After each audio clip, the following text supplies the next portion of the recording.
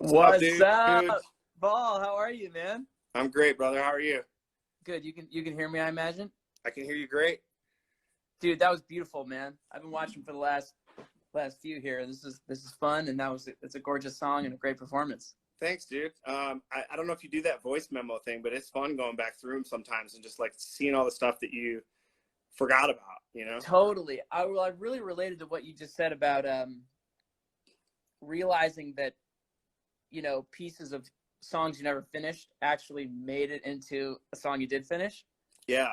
Or you're like, what, like you never really know what is leading you to what, like what song or what fragment or what groove or what riff or what melody is going to lead you wherever, So I have a rule for myself. I try to stick to, sometimes I don't, but where I'm like, write all songs. Like even if you're like, I already wrote this song, it's like, just write it anyway, Yeah. finish it and see if it ends up replacing the other one or whatever, Yeah, I have that same rule and do it all the time. I write in a 4/1 pattern. My favorite melody. And if I like have these lyric ideas, I just let it go, because then you're writing lyrics in meter, and Totally. often they're like really adjustable to something else later. You come up with some melody idea and you're like, oh, what about that one piece I was working on? Yes. Yeah, lyrics are sort of endless in this bizarre way. Like if you let it kind of, especially if you have a groove going, like you just said.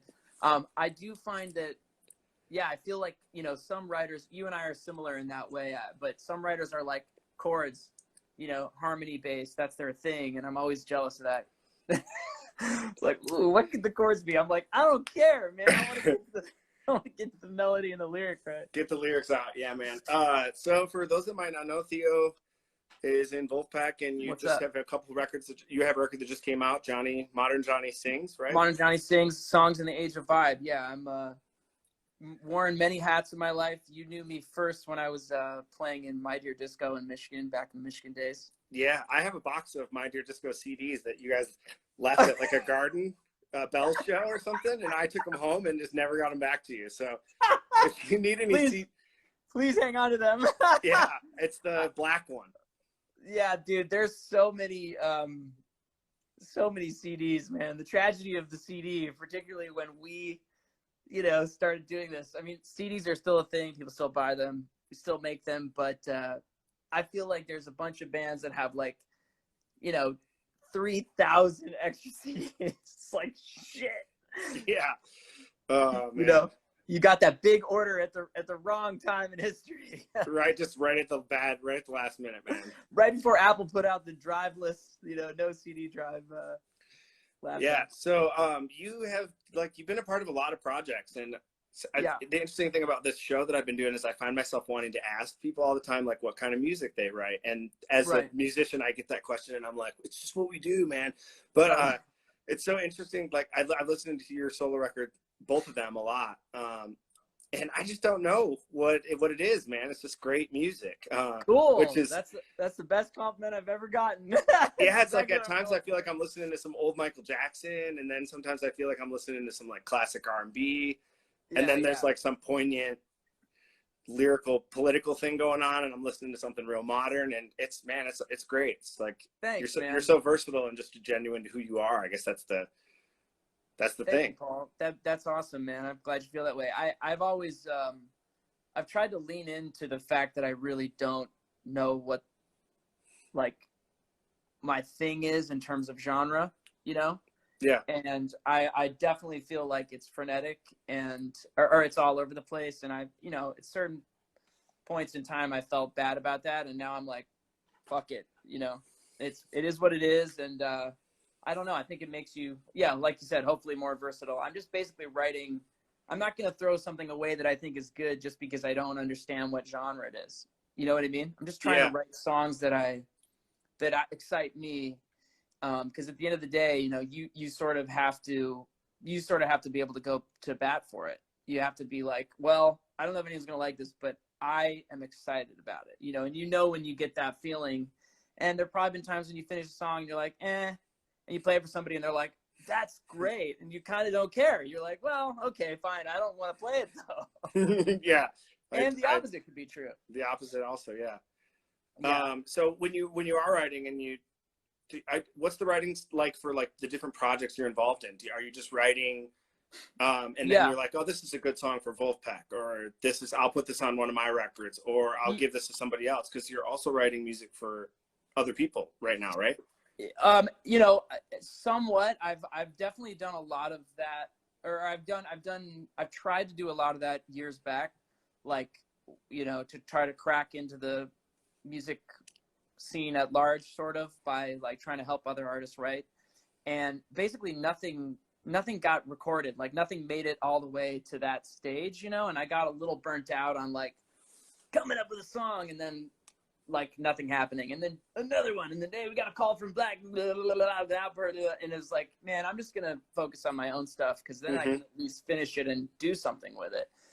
So now, you know, a couple things have trickled out here and there, which is great, and I hope to do more of that work in the future. But to answer your question, the most of the time I'm writing for myself, and occasionally I'll write something and I'll be like, this would probably be best with Wolf, or like with Jack's, you know, thing on it. But that's really only happened a couple times. The predominant, you know, I'm really not the predominant composer in Wolfpack. It's mostly Jack and Woody, actually.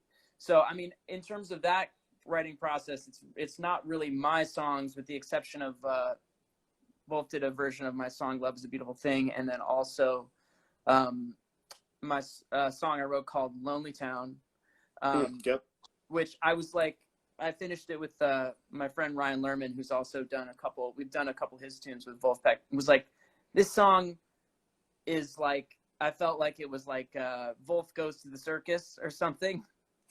And as I was playing it, I was like, I don't know if I could record this, but it's like, I'm not gonna get what's zany about it if I do it myself. You know what I mean? Yeah.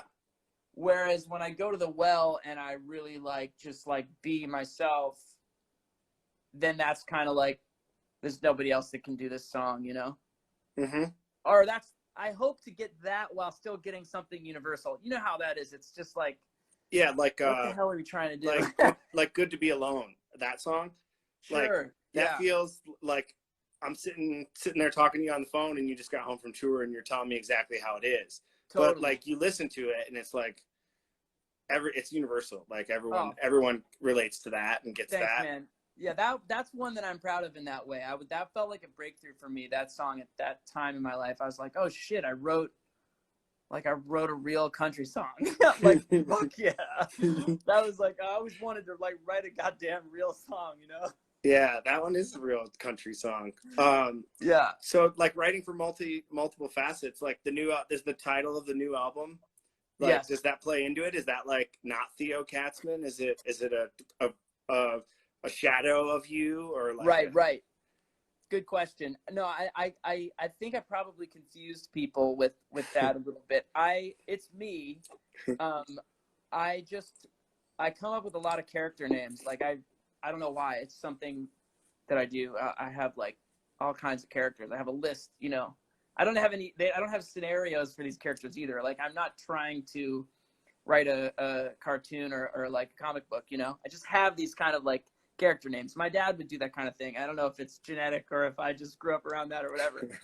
But anyway, I'll come up with these characters that kind of feel like a feeling. So if I'm in a certain mood, I'll be like, oh, I'm this guy right now. Does that make sense? It totally does, yeah. It's like if you were like Peachy Paul because you were like feeling peachy or some shit. I don't know. You'd be like, oh, Peachy Paul today or whatever. Yeah. And with Modern Johnny, this just kept coming up over the years as I was like writing and trying to be a singer-songwriter and just like walk that path, you know? And it was like, what the hell? Everyone else is, you know, basically everyone that's trying to do this has this kind of set of shared experiences and feelings. And I felt like Modern Johnny was the archetype of the dude, like getting out there and trying to make his songs happen. Yeah, he's like gigging, speaking for himself. Like when he's hanging out in a restaurant, he's telling the waiter who he is, and like yeah, all that kind of stuff. And then also it felt like an element of Modern Johnny was that I don't feel like he fits. because what's funny about the word modern is it's actually like a throwback word. Modern, like think about like modernism and then postmodernism. Like modern itself is a vintage word. It's yeah, which is like a oxymoron or a paradox or something. You think of like modern and it's like the Jetsons. Like, you know, but that's vintage, but it's future. So anyway, that was exciting me. And then, yeah, I don't know. I got the title one day talking to a friend about the difference between like vibe music and sort of like playlist music. In the playlist generation of like, there's a lot of music that you could just have be ambient, you know, at a coffee shop, spinning a million times a day and nobody's really listening to it, but it's like, it's vibe. Yeah. And I'm not saying there's anything wrong with that, but I was like, damn it, I'm writing songs, you know, like, so it's like, yeah, it's like songs in the age of vibe. I love it, man. Yeah, cool. Thanks. I mean, again, I don't know if it worked. I love it. And they are, they kind of work both ways, really. Like, oh, good. The first couple times listening to the record, I think I was like busy with my daughter or something, and it's hard to really hone in. But today, I was really trying to. Today and the last couple of days since we talked about doing this, I was honing in on some lyrics, and there's just like some gems all over the place, man. Thanks, man. Some beautiful stuff and some like kind of like poignantly controversial things. For sure. You probably get some like responses too. Yeah, I got some blowback for sure on the internet. But to quote, you know, I'm a big fan of Jason Isbell. Me too, man. Yeah. And I figured.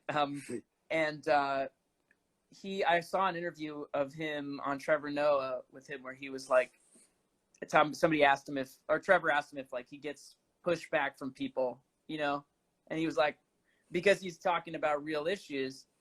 And he said, I'll impersonate his accent, forgive me. But he was like, well, he's like, I'm 6'2", 200 pounds. I mean, nobody says that to my face, you know?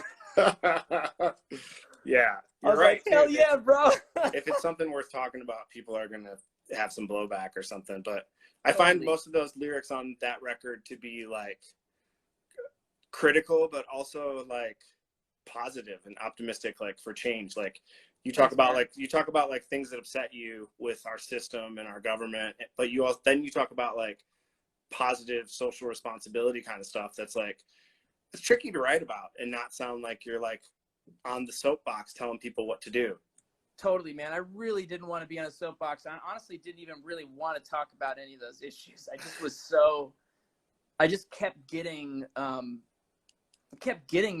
those melodies and shit.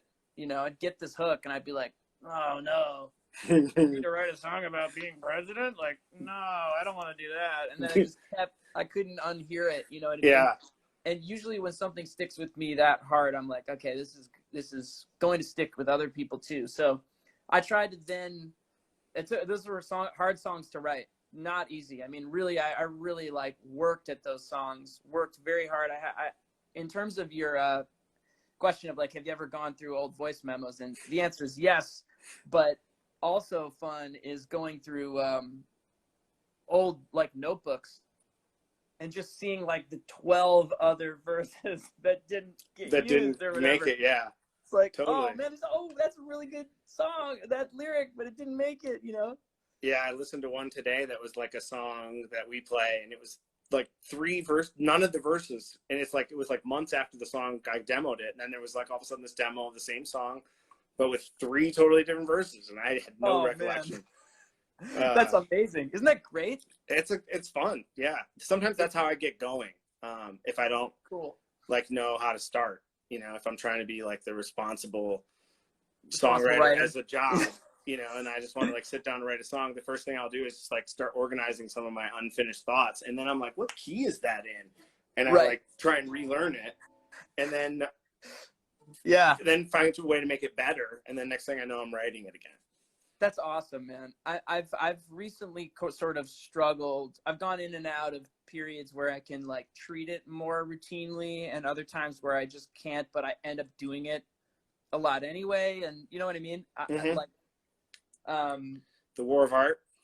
The War of Art, man. May told me about that book and said that you told her about it, and I bought it, and I read a portion of it. I keep it in the bathroom for not too much information. It's just short little snips. Yeah, if anybody needs a copy, let me know, because I've sent that. Probably I looked on my purchasing on Amazon the other day, and I was looking for something else. I was like, holy shit, I've purchased like 24 copies of something. I just keep sending it to people. But yeah, that, I think that dude is right in that, like, this, if you're an artist, you will always doubt yourself, and you kind of need to push through that. You need to figure out a way to let go of that as enough to create, and that's harder at certain times than others, whatever, stuff like that. Yeah. Well, before we chat too long, why don't you play us a song and then we'll chat more? Okay, cool. I thought I'd play a new one, man. You play whatever you want, like a brand new one that's not recorded? Yeah, scary. Great. Is that cool? The thing with that is that like, sometimes I don't want, you don't want to play things because you're not sure they're done yet. And sometimes it kind of like solidifies it. But also I'm trying to get better at, like, whatever, if it's done, if it's not done, then it's not done. I don't know. And plus it's the internet, and plus it's COVID. So it's just trying to, Yeah, I don't do that either. And on Mother's Day, I put out a song that was unfinished just to, like, be vulnerable. I did the same thing, bro. See, look at Was it about your mom? Was it about mother? It's about the mother of my daughter. There we go. So. Wow, you're at level 2, man. You have entered the next sphere of that. That's amazing. Yeah. All right, ladies and gentlemen, Theo Katzman. Okay. I hope I remember it. Let's start with the chorus. I wanna be from somewhere. I wanna stand for something. The price of my freedom. You couldn't pay me nothing. I wanna die an old man in the presence of loved ones, with a special someone sitting right next to me. I'm gonna go to the cafe. Oh, gotta get my coffee. They know exactly what I want. They won't even ask me. And if I keep up the good work and make a visit to the tip jar, well, every couple days, though, they forget to charge me. I wanna be from somewhere. I wanna stand for something. The price of my freedom couldn't pay me nothing. I wanna die an old man in the presence of loved ones, with a special someone sitting right next to me. I say howdy to the neighbor, or when I'm taking out the trash can, and we talk about some bullshit in the early evening breeze. And even though I am the new kid, and he's been living on the old block, he still asks me how my day was, and that's the way it ought to be. I wanna be from somewhere. I wanna stand for something. The price of my freedom, you couldn't pay me nothing. I wanna die an old man in the presence of a loved one, with a special someone sitting right next to me. I ain't talking about a movement. I ain't talking about money. It shouldn't take a revolution to get some milk and some honey. I'm just talking about a living a little closer to the bone, yeah. I'm just talking about the one thing I thought everybody wanted to be from somewhere. Oh, to stand for something. The price of my freedom couldn't pay me nothing. I wanna die an old man in the presence of loved ones, with a special someone sitting right next to me. Optional third verse. What is it? 1, 2. What is it? Wait, hold on. Third verse. Oh. I know it seems like it's a dream now, whatever. It's just a funny fantasy now. But every evening when I lay down, before I go to sleep. And in the morning when I wake up, before I make it to the cafe, I ask myself if I'm living the life I want to lead, whatever, right? Okay, of course. I want to be from somewhere. I want to stand for something. The price of my freedom, it wouldn't pay me nothing. I want to die an old man in the presence of loved ones, yeah, with a special someone. That's the life I want to lead. With a special someone. That's the life of my dreams.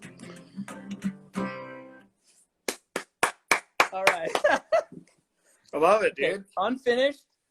Sweet. I like the chorus.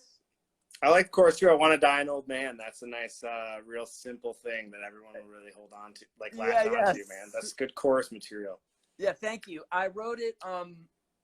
I saw somebody so hard to play with the streaming comments. Holy shit. Yeah, I usually try to ignore them, but man, there's a lot. Yeah. And they're delayed too. So it's like about something you did 20 seconds ago. So if you really start thinking about it and you're trying to remember words, it's woo! Sort of trip into the past. Yeah.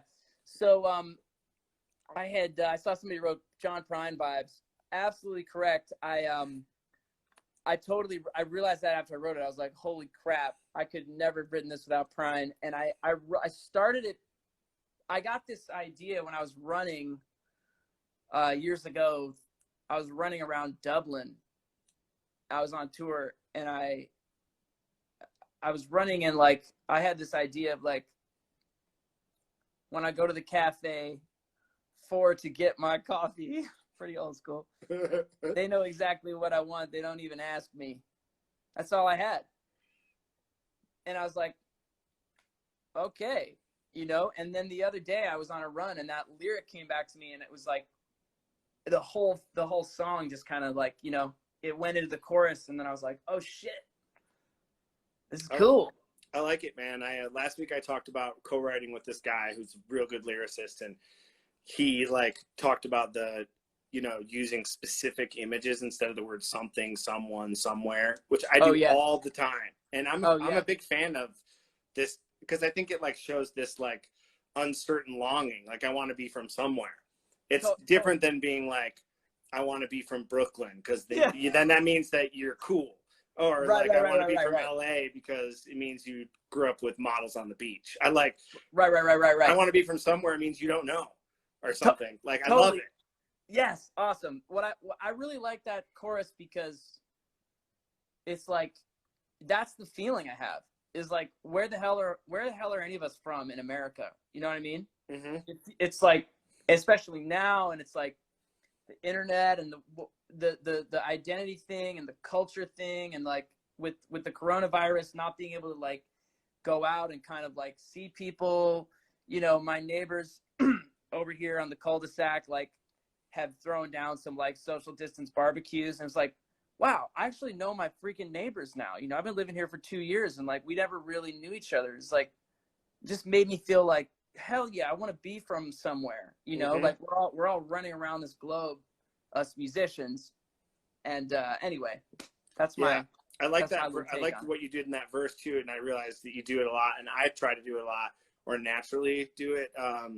This like splitting up of like common images in your lyrics. Like you say, I just want to bullshit. Then you say something about the breeze, and it's like shit blowing, like shit blowing the breeze. It's like an expression, but you split it up and like shift the meaning. And then the next one, you say something about New Kids on the Block. Split it. I love that stuff. It is fun, and that's where I think you can get some meat off the bone as a lyricist with like slanting or sort of like messing around with cliches, you know, like or these adages or these like classic phrases where, you know, that's part of what that's like a cliche isn't. Yeah, it could be like a headline, you know, but then you don't want to write cliche. You need to kind of like mess them up. Does that make sense? Yeah, totally. And it's weird because as a writer, cliche is like bad.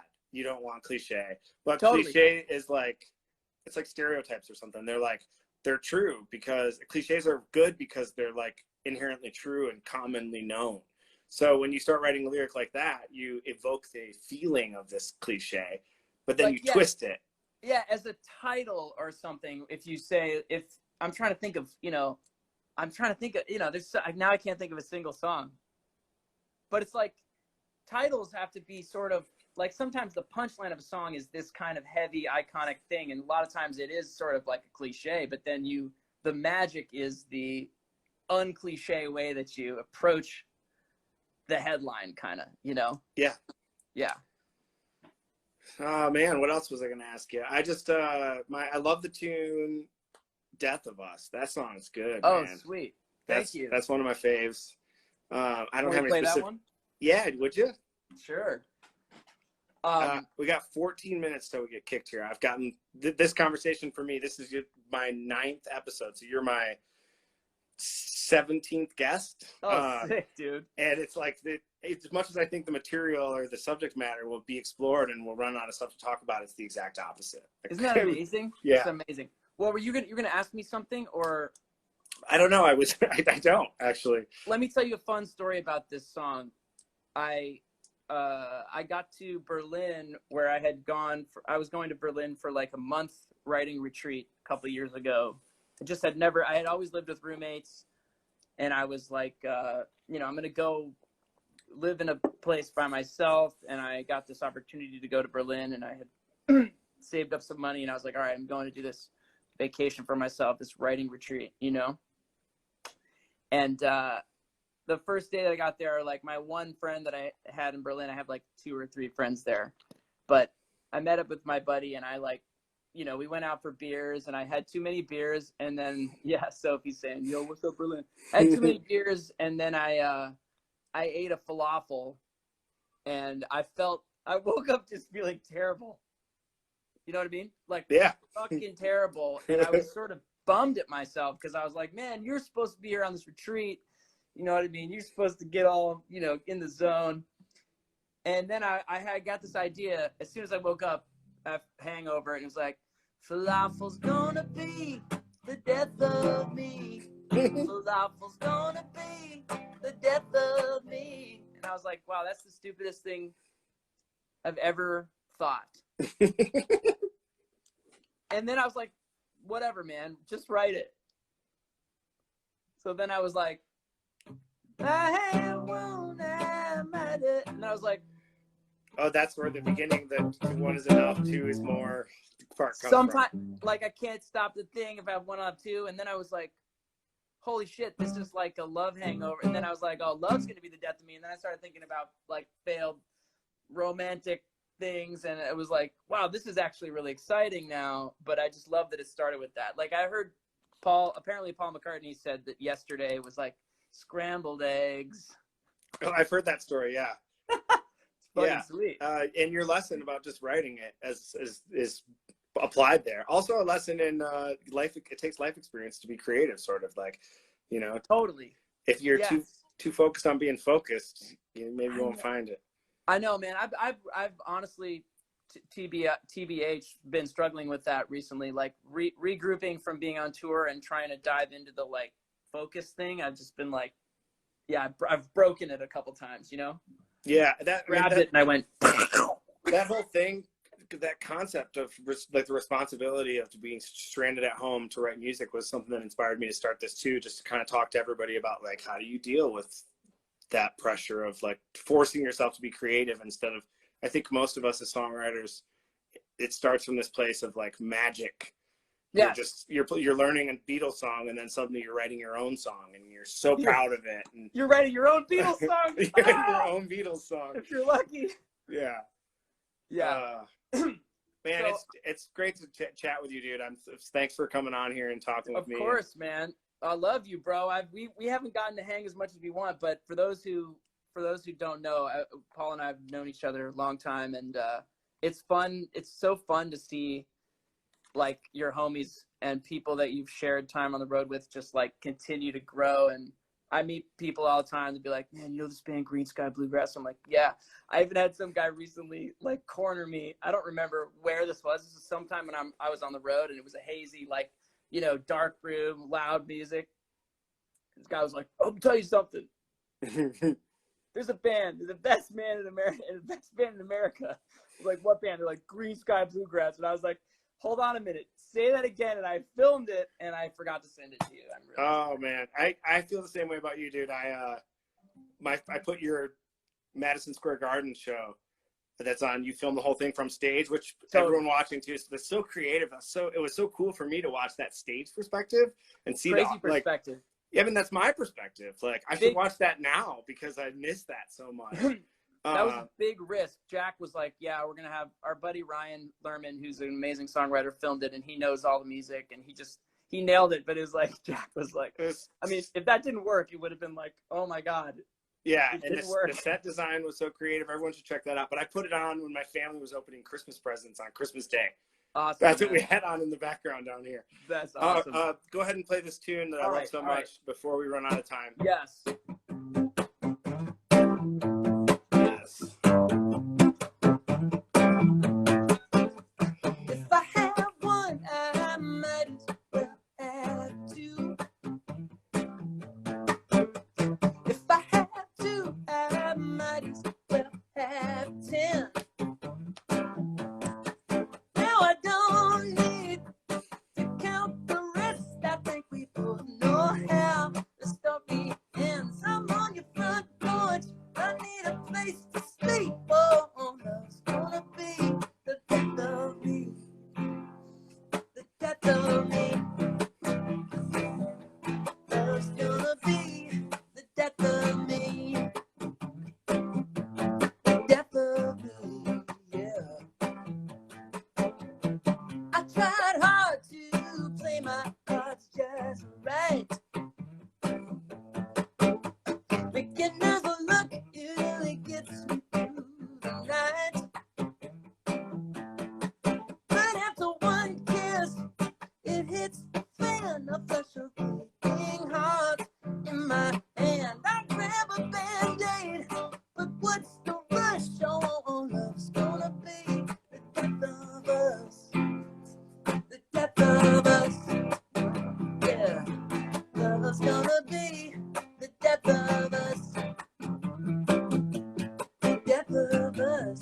Yeah. Here we rest eternally, we rest in peace. Say a little prayer for the love to cease. Bury our desire, burning all the lust. Till it dashed to ashes, dust to dust. Oh, oh, oh, yeah. Piano solo.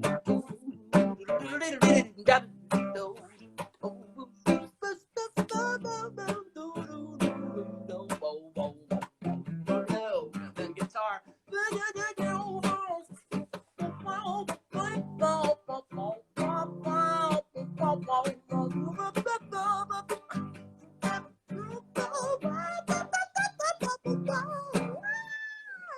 That note, yeah. Now you will never speak to me again.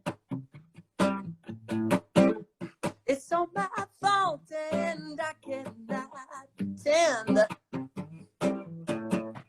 There was a signpost I did not see, driving the wrong way down the one-way street, and now the car's wrapped around the bus. Oh, love's gonna be the death of us.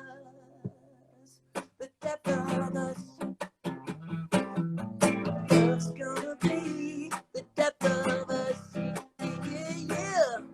Love's gonna be the death of us. Yeah, yeah, yeah. Love's gonna be the death of us.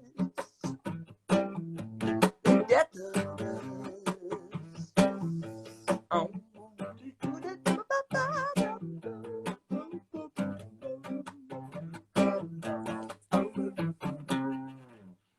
Yeah.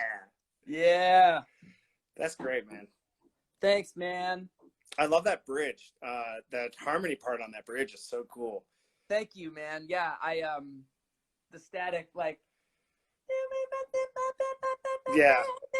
feels like, I don't know, feels weirdly 80s or something in some way. I love that, the production of 80s harmonies and stuff, man. You write great bridges. Yeah, you're a good bridge writer. I might have to shoot you some songs that need bridges, because that's not my forte. Dude, that is an amazing thing to hear, because I've always felt like I'm not a good bridge writer, which is maybe why I've tried on this record. I was like, bridges, man. Hey, play the bridge again. We got a few minutes. Just one more time. Let's hear that bridge. Yeah, again. Here we rest eternal, here we rest in peace. We say a little prayer for the love cease. Bury our desire burning all the lust. It's ash to ashes, dust to dust. Yeah, that part's it's a low harmony part. Oh, yeah. The one note. It is the kind of 80s thing. Oh, dude, man, it's great to talk to you. Let's get together sometime. You too, man. Absolutely. When this is all over, look forward to it. Thanks for having me, bro. Yeah, thanks so much, everybody. That's Theo Katzman. Thank you, brother. Happy writing, y'all. Peace.